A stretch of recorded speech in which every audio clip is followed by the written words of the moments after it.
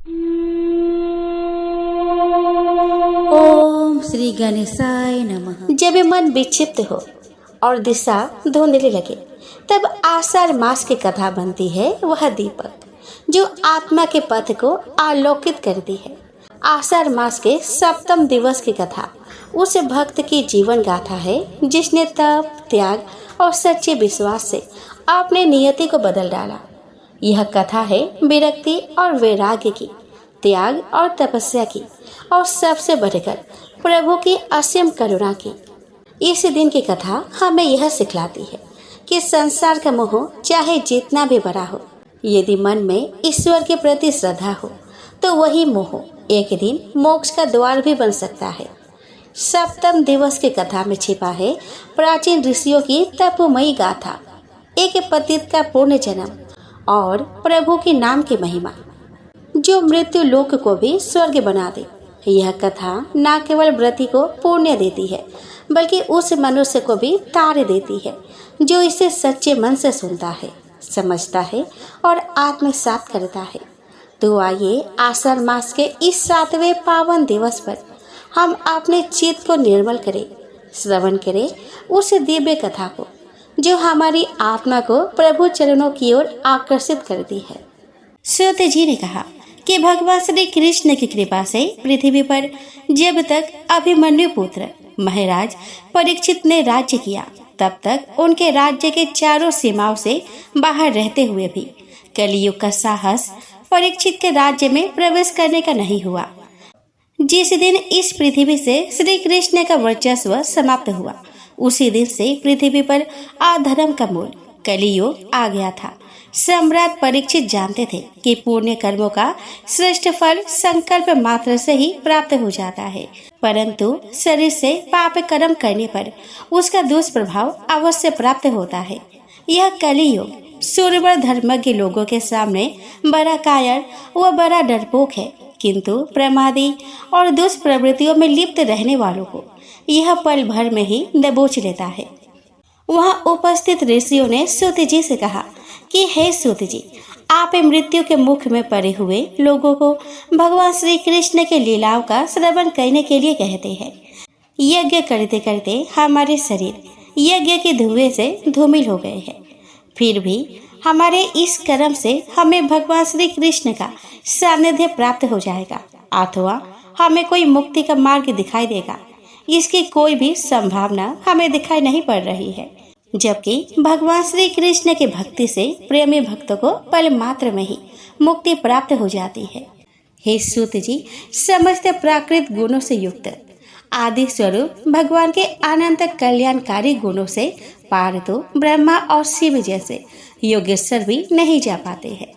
आपने तो अपने जीवन का लक्ष्य ध्रुव तारे की भांति श्री कृष्ण को ही माना है, इसीलिए आप सत्पुरुषों के एकमात्र आश्रय भगवान श्री कृष्ण के उदार और विशुद्ध चरित्र का श्रवण हम श्रद्धालुओं को कराइए। हमें बताइए कि महाराज परीक्षित ने श्री शुकदेव जी से मोक्षदाता भगवान श्री कृष्ण का चरित्र किस प्रकार सुना। ऐसा रसमय मधुर लीला वर्णन सुनकर आत्मा को बड़ा सुख मिलता है और जीवन श्री कृष्ण के चरण कमलों में प्रेमा भक्ति द्वारा अर्पित हो जाता है। सूत जी बोले कि हे ऋषिवर, आज हमारा जीवन सफल हो गया, क्योंकि आप जैसे महात्मा की संगति और संवाद से नीचे कुल में उत्पन्न होने पर भी समस्त हीन भावना का दमन हो जाता है। फिर उन लोगों की तो बात ही क्या है जो सदैव सतपुरुषों के एकमात्र आश्रय भगवान श्री कृष्ण का नाम जपते हैं। भगवान की शक्ति अनंत है, क्योंकि वे स्वयं अनंत है, उनके गुरु की कोई था नहीं है। ब्रह्मा जी ने भगवान श्री हरि के चरणों का प्रक्षालन करने के लिए जो जल समर्पित किया था, वही जल उनके चरणों के नखों से निकलकर स्वर्ग और भूमंडल में गंगा के पावन धारा के रूप में प्रवाहित हुआ है। हे सूर्य के समान प्रकाशवान महात्माओं, आप लोगों ने जो कुछ मुझसे पूछा है वही मैं अपने समझ के अनुसार आपको सुनाता हूँ। जैसे पक्षी आकाश में अपने अपनी शक्ति के अनुसार आकाश में उड़ते हैं, उसी प्रकार विद्वान लोग अपने अपने बुद्धि के अनुसार श्री कृष्ण की लीलाओं का वर्णन करते हैं। एक दिन राजा परीक्षित वन में आखिर के लिए गया। हरिणों के पीछे दौड़ते दौड़ते वह थक गया था। उसे बहुत जोर से भूख प्यास सताने लगी।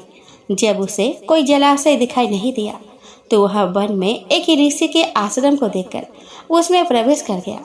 वहाँ उसने देखा कि सम्यक मुनि शांत भाव से आंखें बंद किए समाधि में लीन है। मुनि का शरीर कृष्ण मृग के चर्म से ढका हुआ था और उनकी जटाएं चारों ओर बिखरी हुई थी। चेहरे पर निर्विकार भाव था, जैसे जागृत, स्वप्न और सुषुप्ति तीनों अवस्थाओं से तटस्थ थे। राजा को वह ना तो कोई बैठने का स्थान ही दिखाई दिया, ना जल का कोई पात्र। प्यास के मारे उसका बुरा हाल हो रहा था। ऋषि को भी उसकी उपस्थिति का भान नहीं हुआ। राजा को अपने अपमान का बोध हुआ। इससे उसे क्रोध आ गया। वह वहां से लौट पड़ा। पास में ही एक मरा हुआ सांप पड़ा था। राजा ने धनुष के नोक से उसे उठाया और उसे ऋषि सम्यक के गले में डाल दिया। ऋषि तब भी उसी भांति बैठे रहे। तभी ऋषि का पुत्र श्रृंगी अपने मित्रों के साथ खेलता हुआ वहां पे आया। उसने अपने पिता के गले में राजा को सांप डालते देख लिया था। पास आकर वह राजा से बोला कि हे राजन, आप ब्राह्मणों के दास से।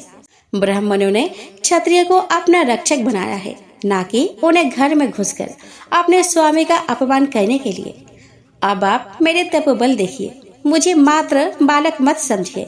आपने मेरे पिता का अपमान किया है। मैं आपको श्राप देता हूँ कि आज से 7वें दिन मेरी प्रेरणा से तक्षक सर्प आपको डस लेगा। राजा ने बालक की बात पर ध्यान नहीं दिया और अपने राजमहल वापस आ गया।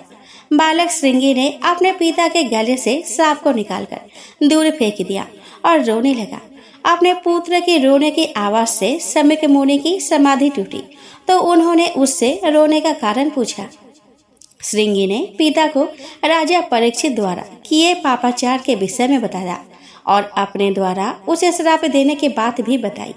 ब्रह्म ऋषि सम्यक ने पुत्र द्वारा राजा को दिए श्राप की बात सुनी तो अपने पुत्र को डांटा कि मूर्ख बालक, तूने यह क्या कर दिया। राजा की जरा सी गलती के लिए तूने इतना बड़ा श्राप दे दिया। तुझे भगवत स्वरूप राजा को साधारण मनुष्य नहीं समझना चाहिए था। राजा अपने तेज से ही निर्भय होकर प्रजा की रक्षा और पालन करता है। राजा के ना रहने पर चोर डाकुओं का दबदबा पृथ्वी पर बढ़ जाएगा। पापी लोगों को दंड का भय नहीं रहेगा। पशुओं और स्त्रियों को लुटेरे अपहृत करके ले जाएंगे। जरा जरा सी बात पर समाज में लोग मारपीट करने लगेंगे। जो शक्तिशाली होंगे वे निर्धनों और दलितों पर अत्याचार करने लगेंगे। पुत्र सम्राट परीक्षित ने कितने ही अश्वमेघ यज्ञ किए हैं। वो धर्मात्मा राजा है। ब्राह्मणों को उसने प्रचुर दान दिया है। उसी के कारण हम सुरक्षित हैं। मुझे तो दुख है कि वह भूखा प्यासा मेरे पास आया, किंतु समाधिस्थ होने के कारण मैं उसकी कुछ भी सेवा नहीं कर पाया। ऊपर से तूने उसे श्राप दे दिया। वे श्राप के योग्य कदापि नहीं थे। तूने नासमझी में घोर पाप कर दिया है। भगवान ही तुझे क्षमा करेंगे। महामुनि सम्यक ने अपने पुत्र के द्वारा किए गए इस अपराध पर बहुत दुखी हो उठे और सोचने लगे कि इस अपराध का प्रायश्चित कैसे किया जाएगा। राजा परीक्षित ने उनका जो अपमान किया था उस पर तो उनका ध्यान नहीं था। वास्तव में महात्माओं का स्वभाव ही ऐसा होता है कि संसार में जब दूसरे लोग उनका बुरा कर बैठते हैं तब वे प्रायः न तो दुखी होते हैं और न हर्षित ही होते हैं। वे सुख दुख में समदर्शी बने रहते हैं। उनका चित्त गुण अवगुणों से परे होता है। सूत जी ने कहा कि राजधानी पहुंचकर राजा परीक्षित को अपने किए निंदित कर्म के लिए बड़ा पश्चाताप होने लगा। वे अत्यधिक उदास होकर सोच में पड़ गए कि मैंने व्यर्थ में क्रोधित होकर उस निरपराध ऋषि के प्रति दुष्ट व्यक्ति की भांति नीच व्यवहार किया है। मुझे कदापि ऐसा नहीं करना चाहिए था। आप जो विपत्ति मुझ पर आने वाली है मुझे उसका साहस के साथ सामना करना चाहिए, तभी मैं अपने पाप का प्रायश्चित कर पाऊंगा। कुछ दिनों से इस लोक में मैं भोग विलास में लिप्त था। मुझे अब उसे छोड़कर श्री कृष्ण के भक्ति में लग जाना चाहिए। ऐसा सोचकर राजा परीक्षित ने अपने बड़े पुत्र जन्मेजय को बुलाकर उसका राज तिलक कर दिया। और स्वयं भगवान श्री कृष्ण के चरण कमल सेवा का व्रत लेकर आमरण अनशन व्रत का संकल्प करके गंगा तट पर बैठ गए। उस समय तीनों लोकों को पवित्र कहने वाले बड़े बड़े महानुभाव वहां पधारे। महर्षि अत्रि, वशिष्ठ, विश्वामित्र, चैवन ऋषि, अरिष्ट नेमि, भृगु, अंगिरा, पराशर, परशुराम, मेघातिथि, देवल, भारद्वाज, गौतम, पिपलाद, मैत्रेय और वह अगस्त, व्यास जी, देवऋषि नारद आदि महर्षियों का आगमन वहां होने लगा।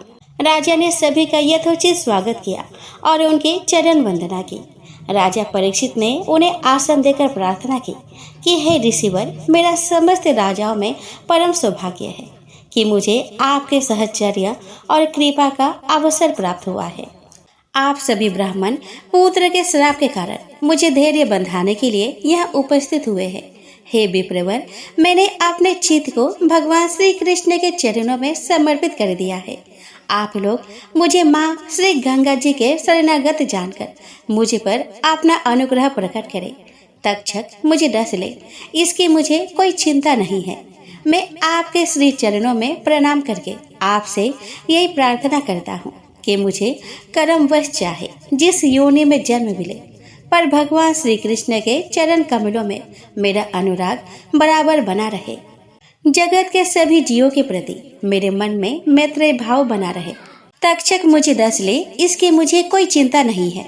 मैं आपके श्री चरणों में प्रणाम करके आपसे यही प्रार्थना करता हूँ कि मुझे कर्मवश चाहे जिस योनि में जन्म मिले, पर भगवान श्री कृष्ण के चरण कमलों में मेरा अनुराग बराबर बना रहे। जगत के सभी जीवों के प्रति मेरे मन में मैत्री भाव बना रहे। आप सभी मुझे ऐसा आशीर्वाद देने की कृपा करें कि मेरा मन पुनः ऐसे दुष्कर्मों में ना लगे। सूत जी ने कहा कि पृथ्वी के सम्राट को इस प्रकार आमरण अनशन करते देखकर स्वर्ग लोक में देवगण उन पर पुष्प वर्षा करने लगे। सभी उपस्थित ऋषि मुनियों ने राजा परीक्षित की मुक्त कंठ से प्रशंसा की। उन्होंने कहा कि हे राज्य शिरोमणि, भगवान श्री कृष्ण के गुणों से प्रभावित हो उनकी सेवा में अनुरक्त होना पांडु वंशियों का स्वभाव है। आपके लिए राज्य मोह को छोड़ देना कोई आश्चर्य की बात नहीं है। हम सभी तब तक यही रहेंगे जब तक आप अपने इस नश्वर शरीर को त्याग कर भगवान के श्री धाम में नहीं चले जाते। ऋषियों के मधुर वचन सुनकर राजा परीक्षित ने आश्वस्त हो उनसे पुनः भगवान के मनोहर चरित्र को सुनाने की प्रार्थना की और पूछा कि हे ऋषिवर, आप लोग मुझे मेरे कर्तव्य का बोध कराए कि इस अल्प समय में मृत्यु की ओर अग्रसर होने वाले व्यक्ति को क्या क्या करना चाहिए। उसी समय श्री कृष्ण द्वैपायन व्यास जी के सुपुत्र भगवान श्री शुकदेव जी वहां पे प्रकट हो गए। वे बरना आश्रम के बाह्य चिन्हों से पूरी तरह से रहित अवधूत रूप में थे। उनकी अवस्था 16 वर्ष की थी। उनके चेहरे पर परम संतोष था। स्त्रियों और बच्चों ने उन्हें घेर रखा था। उनके नेत्र अत्यंत मनोहर थे। श्याम वर्ण शरीर पर तेज की लालिमा दूर से ही लक्षित की जा सकती थी। ब्रह्मचर्य की आभा उनके चेहरे से कांति बनकर उद्भासित हो रही थी। उनका सारा शरीर अत्यंत सुकुमार था। लंबी लंबी भुजाएं, सिर पर घुंघराले बाल, चौड़ी उभरी हुई छाती, भंवर के समान गहरी नाभि, दिगंबर वेश, चित्त को हरण करने वाला सौंदर्य, होठों पर मंद मंद मुस्कान, नंगे पैर, वे बिना किसी आडंबर के सहज भाव में स्थिर वहां आ खड़े हुए। राजा परीक्षित ने अतिथि रूप में पधारे श्री शुकदेव जी को शीश झुकाकर प्रणाम किया। उनके साथ ही अन्य ऋषिगण भी उन्हें सम्मान देने के लिए उठ खड़े हुए थे। उनके स्वरूप के महिमा को न जानने वाले स्त्री बच्चे वहां से लौट गए। राजा ने आदर सत्कार के साथ श्री शुकदेव जी को आसन ग्रहण कराया। वे वहां उपस्थित सभी ऋषि मुनियों के समूह में सबसे अलग, तारों और नक्षत्रों में घिरे चंद्रमा के समान शोभायमान हो रहे थे। जब श्री शुकदेव जी शांत भाव से बैठ गए, तब भगवान के परम भक्त राजा परीक्षित ने उनके चरणों में शीश नवाकर प्रणाम किया और खड़े होकर प्रार्थना की कि हे ब्रह्म स्वरूप ऋषिवर, मेरा परम सौभाग्य है कि अपराधी क्षत्रिय होने पर भी मुझे आप जैसे महात्माओं के संगति के लायक समझा गया है। आपके दर्शनों ने मुझे तीर्थ तुल्य पवित्र बना दिया है। आप जैसे संतों के दर्शन मात्र से गृहस्थों के घर पवित्र हो जाते हैं। हे महायोगी, जिस प्रकार श्री हरि विष्णु के सम्मुख बड़े से बड़ा दैत्य भी नहीं ठहर पाता, वैसे ही आपके संगति से बड़े से बड़ा पाप भी नष्ट हो जाता है। यह भगवान श्री कृष्ण की कृपा का ही परिणाम है कि आप जैसे एकांतवासी सिद्ध पुरुष ने स्वयं यहाँ पधार कर मृत्यु की ओर बढ़ते हुए मुझे दर्शन दिए हैं। आप योगियों के भी परम गुरु हैं। इसीलिए मैं आपसे प्रश्न कर रहा हूँ कि जो व्यक्ति सर्वथा मरणासन्न है, उसको क्या क्या कर्म करने उचित है। साथ ही यह भी बताइए कि उसको किसका श्रवण, किसका जप, किसका स्मरण, किसका भजन और किसका त्याग करना चाहिए। हे भगवत स्वरूप मुनिवर, आपका दर्शन अत्यंत दुर्लभ है, क्योंकि जितनी देर गाय दुही जाती है, आप उतनी देर भी किसी गृहस्थ के घर में नहीं ठहरते। सूत जी ने कहा कि जब राजा परीक्षित ने मधुर वाणी में इस प्रकार उनसे संवाद किया, तब समस्त धर्मों के ज्ञाता वेद मर्मज्ञ श्री व्यास नंदन भगवान सुखदेव जी ने सभी ऋषियों को नमन कर अपना प्रवचन प्रारंभ किया।